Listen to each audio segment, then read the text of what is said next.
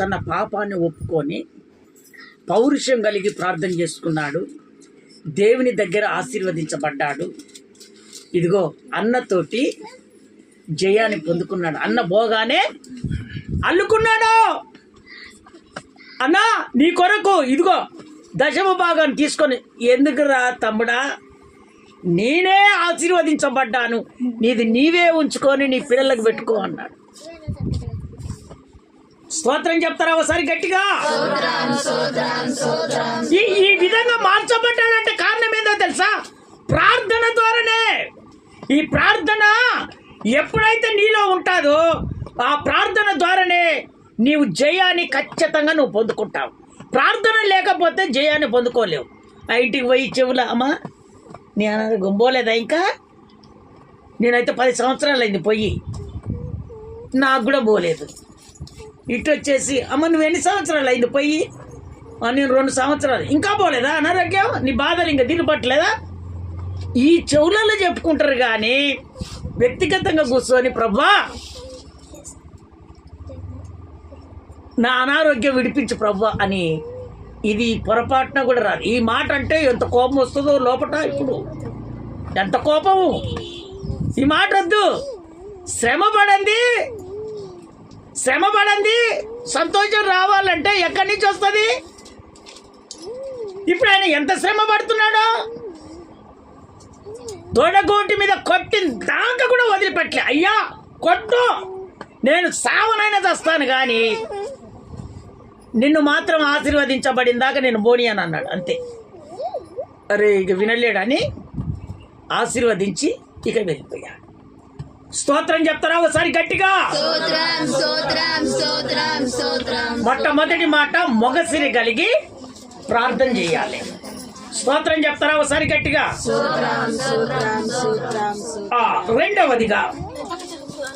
రెండవదిగా మృగములతో పోరాడాలి. ఈ మృగములు ఎక్కడ ఉంటారంటే నీ ఇంటి పక్కన కూడా ఉంటారు.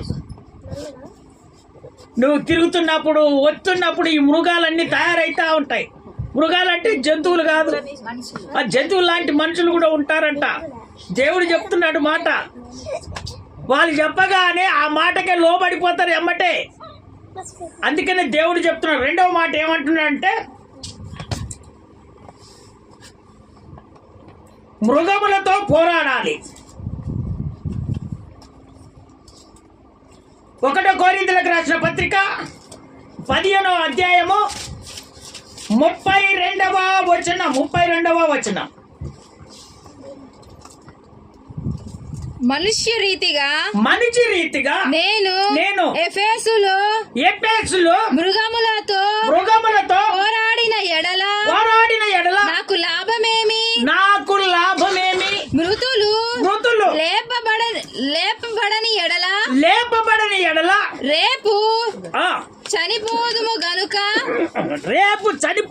గనుక తిందుము తాగుదము. కిందకో ఒక మాట చదువు. మోసపోకుడి దుష్ట సాంగత్యము మంచి నడవడని చెరుపును.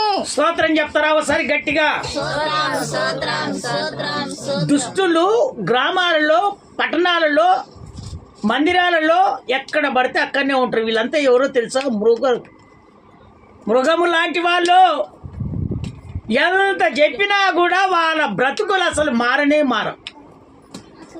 అందుకనే పౌలు చెప్తున్నటువంటి మాట, వాళ్ళు తిందుము తాగుదు అంటారు. వాళ్ళు పరలోక రాజ్యానికి అర్హత కలిగినటువంటి వారు కాదు.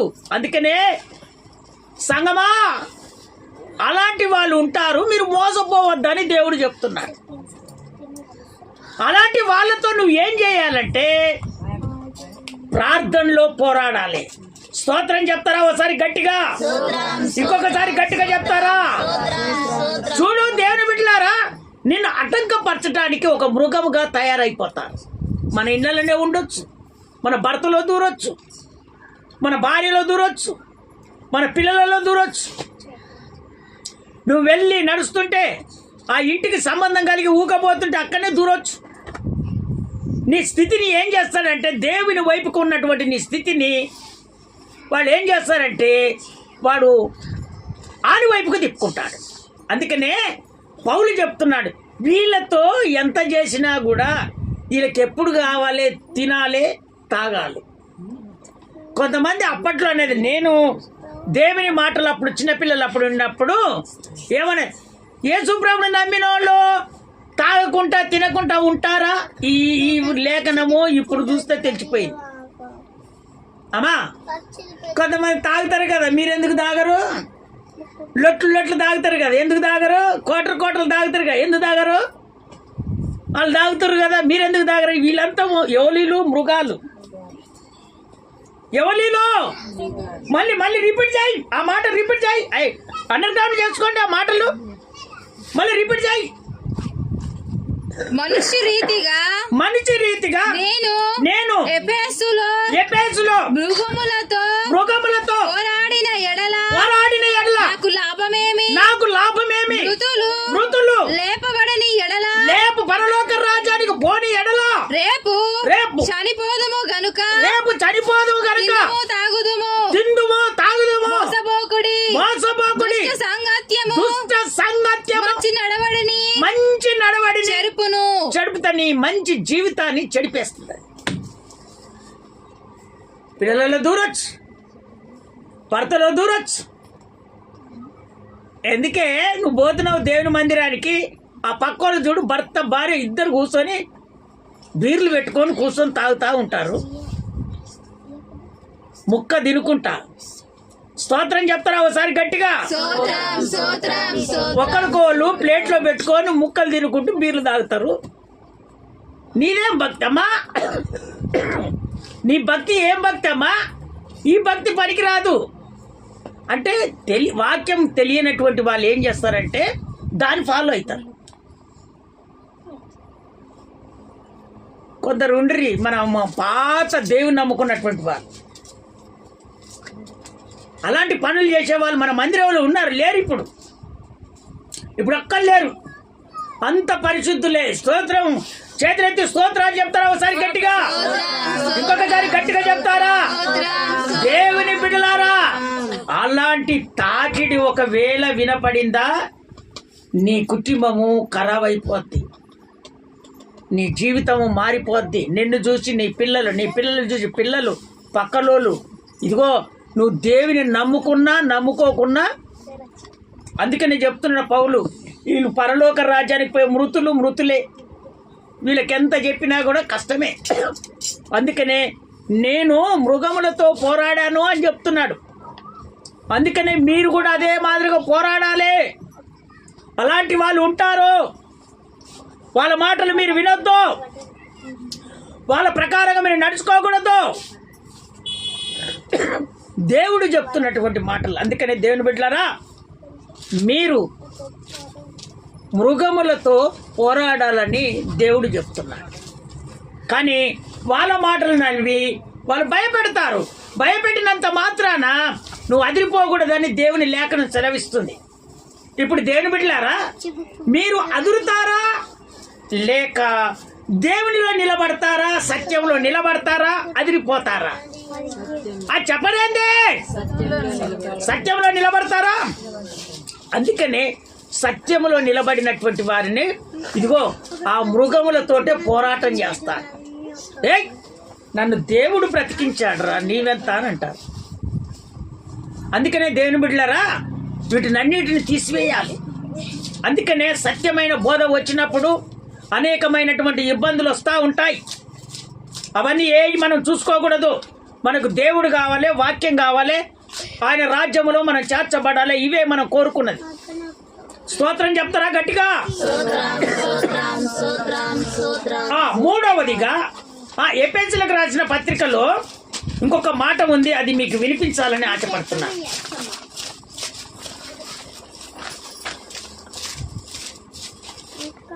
ఎఫెసీయులకు రాసిన పత్రిక 4వ అధ్యాయం 22వ వచనం. అది చదివి అట్టే ఆగము నాన్న. 22వ వచనం. ఎఫెసీయులకు రాసిన పత్రిక 4వ అధ్యాయం 22వ వచనం. కావున మునుపటి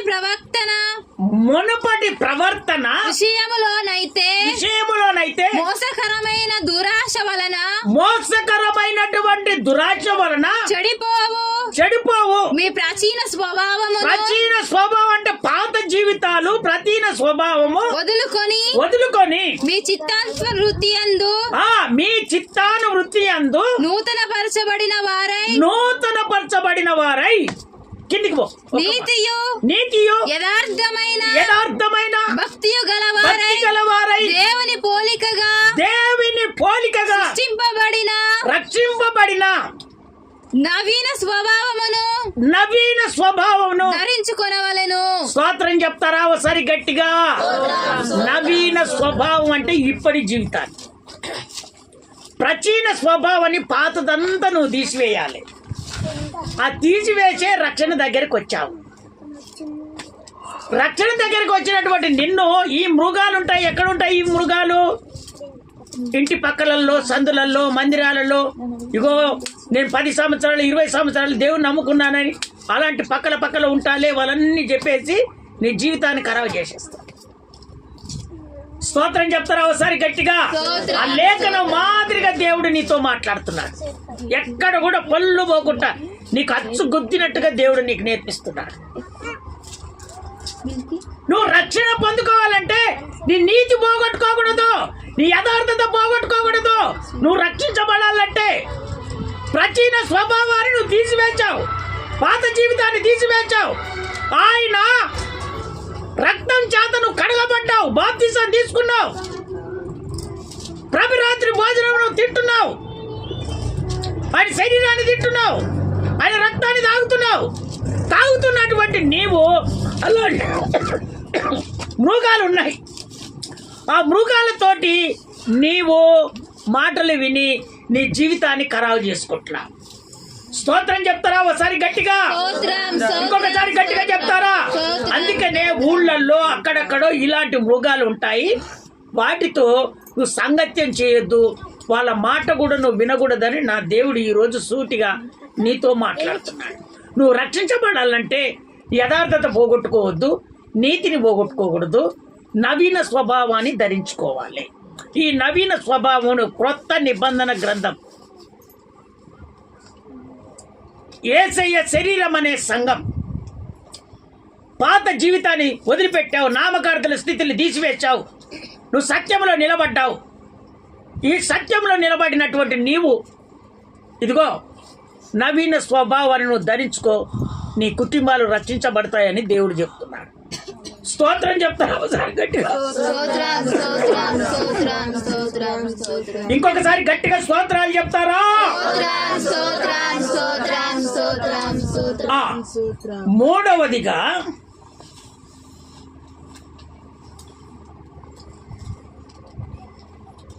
క్రియాశక్తితో పోరాడాలంట. మూడవదిగా ఏంటిది? క్రియాశక్తితో పోరాడాలి. క్రియాశక్తి అంటే బలం. నీ నువ్వు పనులు చేస్తున్నప్పుడు శక్తి రావాలి. శక్తి వస్తేనే తలక వేసేయాలంటే వేసేస్తావు, పని చేయాలంటే చేసేస్తావు. ఆ క్రియ నీ పని శక్తి, నువ్వు పని చేస్తున్నప్పుడు శక్తి రావాలి, నువ్వు ప్రార్థన చేస్తున్నప్పుడు శక్తి రావాలి. స్తోత్రం చెప్తారా ఒకసారి గట్టిగా? మన క్రియాశక్తి ఏంది? గొడ్డలేనా? మన క్రియాశక్తి అది కత్తేనా? క్రియాశక్తి ఏంటిదే? పరిశుద్ధాత్ముని ప్రార్థన. స్తోత్రం చెప్తారా ఒకసారి గట్టిగా? మూడవదిగా దేవుడు ఏమంటున్నావు తెలుసా? పరిశుద్ధాత్మ ద్వారా నువ్వు పోరాడాలి. పరిశుద్ధాత్మ దేవుని నువ్వు పెట్టుకొని ప్రార్థనలో పోరాడాలి. అప్పుడు దేవుడు నీకు జయాన్నిస్తాడు. క్రియాశక్తి అంటే నాకు బలం ఉందని ఉరికితే ఆ దయ్యం వచ్చి నీ మీద పడుతుంది. మన శక్తితోటి మనం ఏమీ చేయలేము. స్తోత్రం చెప్తారా ఒకసారి గట్టిగా? మూడవదిగా ఏమంటున్నాడు దేవుడు? క్రియాశక్తితో పోరాడాలి. కొలసీకి రాసిన పత్రిక 1వ అధ్యాయం 29వ వచనం 1వ అధ్యాయం 29వ వచనం 1వ అధ్యాయం 29వ వచనం నాన్న 29 అందు నిమిత్తము నాలో బలముగా కార్యసిద్ధి కలగజేయు ఆయన క్రియశక్తిని బట్టి నేను పోరాడుచు ప్రయాసపడుచున్నాను. ఈ మృగాలతోటి వీటినన్నిటితోటి జయించుకుంటూ వస్తున్నా అంటే కారణం ఏందో తెలుసా? అది నా బలము కాదు, అసలు నా బలమో కానే కాదు. నా క్రియాశక్తి అంతా నా పరిశుద్ధాత్ముడు. ఒక్కసారి చేతులెత్తి ఆలలు చెప్తారా గట్టిగా? ఇంకొకసారి గట్టిగా చెప్తారా? ఆ పరిశుద్ధాత్ముడు నాలో ఉన్నాడు కనుక ఆ మృగములతోటి అన్నిటితో ఈడ్చబడ్డాను, కొట్టబడ్డాను. అనేకమైనటువంటి పోరాటాలతో నేను ఈరోజు జయిస్తున్నా అంటే కారణము పరిశుద్ధాత్ముడు. నా దేవుడు నాలో ఉన్నాడు కనుక. అందుకనే క్రియాశక్తిని బట్టి మీరు ప్రార్థన చేసుకోవాలి. ఆ క్రియాశక్తి ఏదో తెలుసా? పరిశుద్ధాత్ముడు. ఆ పరిశుద్ధాత్మ నడిపింపులోనే నువ్వు ఉంటే నీకు జయము దేవుడు కలగజేస్తాడు. నామకార్థులలో పరిశుద్ధాత్ముడు ఉన్నాడు, నీకు క్రియాశక్తి రాదు. అందుకనే దేవుని బిడ్డలారా, నువ్వు నివసించేది పరిశుద్ధాత్మని సంఘములో సత్యములో నువ్వు నిలబడ్డావు గనక ఆ పరిశుద్ధాత్మని క్రియాశక్తిని నువ్వు పొందుకొని ఇక నిలువుమోకాల మీద ఉండి నువ్వు ప్రార్థన చేయి. దేవుడు నీకు కాదనకుండా ఏది కావాలని నువ్వు ఆశపడుతున్నా కాదనకుండా దేవుడు అనుగ్రహిస్తాడు. స్తోత్రం చెప్తారా? ఒకసారి గట్టిగా, ఇంకొకసారి గట్టిగా చెప్తారా? చదవండి దేవుని వాక్యము 1వ పేతురుకు రాసిన పత్రిక 2వ అధ్యాయం 11వ వచనం నాన్న. 2వ అధ్యాయం 11వ వచనం. 1 పేతురు 2:11. 2:11. 1వ పేతురు రాసిన పత్రిక 2:11. ప్రియులారా, ఇప్పుడు వినండి. ప్రియురాలా, మీరు పరదేశులను యాత్రికులై ఉన్నారు గనుక దేశాన్ని ఒక ఊరికి పోయారు. మీరు పరదేశులుగా ఉన్నారు, యాత్రికులుగా ఉన్నారు గనుక ఆత్మకు విరోధముగా పరిశుద్ధాత్మకు విరోధముగా పోరాడు. శరీర ఆశలను విసర్జించాలి. శరీరాశలు ఏం చేయాలి? ఇవేం చేస్తాయో తెలుసా? ఈ శరీరాశలు ఏం చేస్తాయి? మృగముల వైపుకి తిప్పుతాయి. నీ శరీరాన్ని ఏం చేస్తాయో తెలుసా? బలహీనపరుస్తాయి. నువ్వు ఒకడు కోరుకోవాలని ప్రార్థనలో కూర్చుంటావు.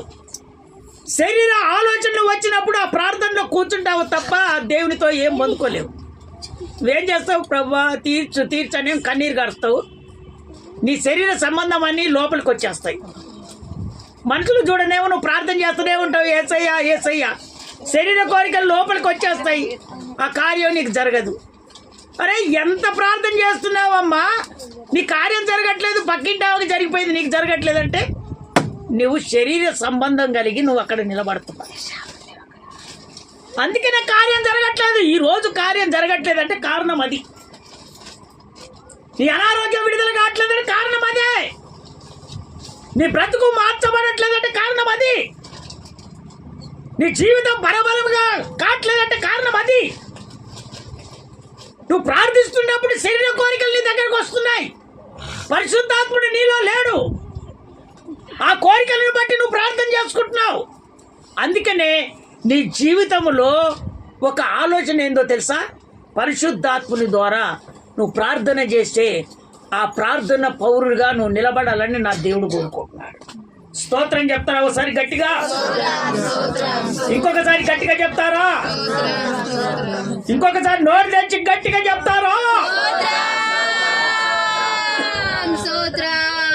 2 తిమోతికి రాసిన పత్రిక 2వ అధ్యాయము 5వ వచనము. నియమము ప్రకారంగా పోరాడాలి. ఇది 4వ మాట. నియమము ప్రకారంగా. కొంతమంది ఏం చేస్తారంటే అవునా అవునా అని తొందరపడతారు. నిదానముతో నా దేవుడు చేస్తాడు, నా దేవుడు చేస్తాడు. ఈ రాత్రల్లా నేను పోరాడుతూ ఉంటా దేవునితోటి. ఆ పని జరిగేంత వరకు దేవుని పాదాలు పట్టుకుంటా. ఇలాంటి వాళ్ళు ఏందంట నియమము ప్రకారంగా పోరాడతారంట ప్రార్థనలో జయాన్ని పొందుకోవటానికి. ఇక కొంతమంది ఏం జరగట్లేదు అని ఉరుకులాడుతా ఉంటా. ఆ ఉరుకులాడకూడదట. ఆ చదువు నాన్న, మాట చదువు. మరియు జట్టి అయిన వాడు పోరాడినప్పుడు నియమము ప్రకారం పోరాడకుంటే వానికి కిరీటము దొరకదు. అతనికి కిరీటము దొరకదు, విజయాన్ని దొరకదు. స్తోత్రం చెప్తారా ఒకసారి గట్టిగా? ఇప్పుడు నువ్వు మంచోళ్ళమని ఒక ఇంటికి తీసుకుపోయి నువ్వు ప్రార్థన చేయవని తీసుకొని వెళ్తావు. నువ్వు అక్కడికి పోయి ప్రార్థన చేస్తావు. ఒక 10 మందిని తీసుకొని పోయి ప్రార్థన చేస్తావు. ఆ అనారోగ్యం పోకపోతే వాళ్ళతోటి కొంచెం బాధ కలిగించినట్టుగా, తీసుకుపోయిన వాళ్ళకు బాధ కలిగినట్టే, నీకు బాధ కలిగినట్టే ఆ కుటుంబంలో ఉన్నటువంటి సుదర్శనానికి ఎంతోమంది వస్తారు. అబ్బో పరిశుద్ధాత్మ సంఘం అంట, ప్రార్థన చేస్తే అన్ని పోతున్నాయి అంట అని ఆ పక్కన వాళ్ళు కూడా వస్తూ ఉంటారు. మరి నువ్వు పోయి అక్కడ ప్రార్థన చేస్తే అది విడుదల కాకపోతే నీ పరిస్థితి ఏమైపోతుంది అప్పుడు? అందుకనే కొంతమంది ప్రార్థన చేసినప్పుడు ఇంకా పోవట్లేదు కదా అమ్మా వెళ్ళిపోదాంపా అంటారు కొంతమంది. అందుకనే నియమము ప్రకారంగా అది జరిగేంత వరకు అక్కడ ప్రార్థన చేసి వాళ్ళను ఒప్పించి వెంటనే పనులను ఇదిగో జయాన్ని అమ్మా ఏం ప్రార్థనమ్మా, బా ఆమె ఫలానా వచ్చింది, ఫలానా ఆయన వచ్చాడు, బా ఆ పిల్లల్ని తీసుకొని వచ్చారు, ప్రార్థన చేశాడు, ఆ దయ్యం ఏటికే ఉగిరిపోయిందమ్మా అని అంటారు. స్తోత్రం చెప్తారా ఒకసారి గట్టిగా? దయ్యము కొన్ని ఏం చేస్తాయంటే మనిషి చూడగానే వెళ్ళిపోతాయి. కొన్ని ఏం చేస్తాయంటే అవి బాగా పీడిస్తూ ఉంటాయి. తొందరగా పోవు. కొంతమంది అమ్మా ఏంది ప్రార్థన చేయగానే వెళ్ళిపోయేది దయ్యం, ఇప్పుడు వెళ్ళిపోవట్లేదు అని చూసే వాళ్ళకి ఆశ్చర్యం కలుగుతుంది. కొన్ని పోతాయి అమ్మటే. అందుకనే ఇప్పుడు నువ్వు ప్రార్థన చేస్తున్నప్పుడు దేవుడు చేస్తాడు అనే ఒక విశ్వాసంతో నువ్వు వెళ్ళినప్పుడు నియమం ప్రకారంగా నువ్వు ప్రార్థన చేయాలి. తీసుకుపోయిన వాళ్ళందరినీ నిలుమొక్కల మీద ఉంచాలి, ప్రార్థన చేయించాలి. ఆ ప్రార్థన చేయించినప్పుడు దేవుడు ఖచ్చితంగా నీకు జయాన్ని కలగజేస్తాడు. అక్కడ ఉన్నటువంటి వాళ్ళంతా నిన్ను చూసి సంతోషపడతారు. స్తోత్రం చెప్తారా ఒకసారి గట్టిగా? అందుకనే నియమము ప్రకారంగా నువ్వు పోరాడాలని దేవుడు చెప్తున్నాడు. వినండి, ఒక పనికి తీసుకొని పోతారు. కొంతమంది తొందరలు చేసేటోళ్ళు ఉంటారు, కొంతమంది లేటుగా చేసేటోళ్ళు ఉంటారు. మేమైతే అప్పుడు వరదకట్టల పని మీకు తెలుసో తెలియదో కానీ వరదకట్టల పని చేసినాం. మేము ముందర పని చేసుకుంటూ పోతే వెనక ఉన్న ఆయన ఏం చేశాడంటే చిన్నగా చదువుకొని చక్కగా చేసుకుంటూ వచ్చేవాడు. స్తోత్రం చెప్తారా ఒకసారి గట్టిగా? ఎవరైనా చేశారు ఆ పనులు ఎవరు చేయలేరు. నేను చేశాను ఆ పని. వెనుకంగా వాళ్ళకు ఓపిక ఉంటుంది. ఏముంటుంది వాళ్ళకి? కొంతమంది తొందరగా వెళ్ళిపోతారు, కానీ ఓపిక ఉండి నిదానంగా ఆ మూల ఈ మూల కట్ చేసి లోతు ఎత్తు అన్ని సాపుగా చేసుకుంటూ వస్తే వాడు చూసేసాడు, అబ్బా భలే చేసిర్రు ఆ పని అని సార్ ఒప్పేసుకుంటాడు. లేకపోతే 2 సార్లు చేపిస్తూ ఉంటాడు.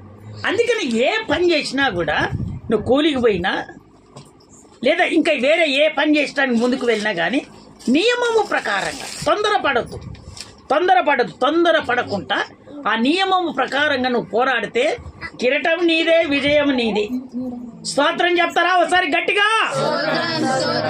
ఇంకొకసారి గట్టిగా చెప్తారా? ఎవరైనా అనారోగ్యం పోతలేదని బాధపడుతున్నారేమో, నా కుటుంబం ఆశీర్వదించబడట్లేదు బాధపడుతున్నారేమో, దేవుని బిడ్డలారా దేవుడు ప్రత్యేకంగా మీతో మాట్లాడుతున్నాడు. ఒకవేళ ఆ పరిస్థితుల్లో నువ్వు ఉంటే నియమము ప్రకారంగా నువ్వు పోరాడు, సాతానుడు ఓడిపోతాడు, జయము నీదే. స్తోత్రం చెప్తారా ఒకసారి గట్టిగా? ఈ ప్రార్థన అనే పోరాటము నీలో ఉన్నప్పుడు నియమముగా నువ్వు పోరాడు. మూడవదిగా నియమముగా పోరాడితే విజయము కిరీటము నీదే, జయాన్ని దేవుడు నీకు అనుగ్రహిస్తాడు. స్తోత్రం చెప్తారా ఒకసారి గట్టిగా?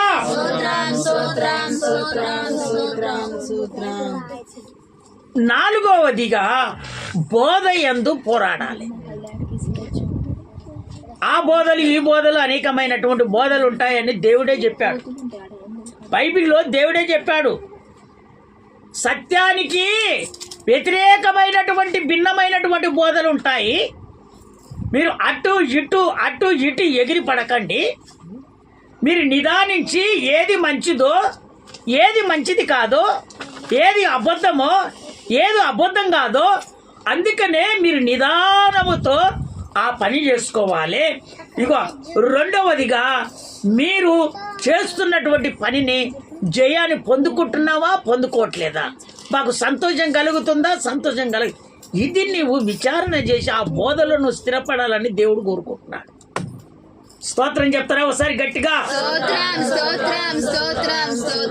యోధా పత్రిక 1వ అధ్యాయం 3వ వచనం. యోధా పత్రిక 1వ అధ్యాయం 3వ వచనం. చదవండి నాన్న. యోధా పత్రిక క్రొత్త నిబంధన గ్రంథము చివర్లలో ఉంటది. ప్రకటన గ్రంథం యువతలకి ఉంటాయి. పత్రిక 1వ అధ్యాయం 3వ వచనం నాన్న. ప్రియులారా, మనందరికి కలిగాడు రక్షణ గూర్చి